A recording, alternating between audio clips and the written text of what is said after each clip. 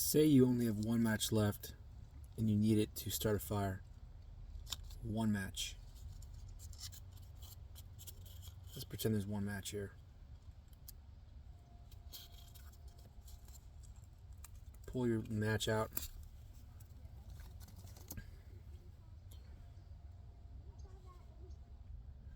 Now on the frayed end, look at the frayed piece there. What you want to do is split it down the middle best you can. Gently pull and split the match head.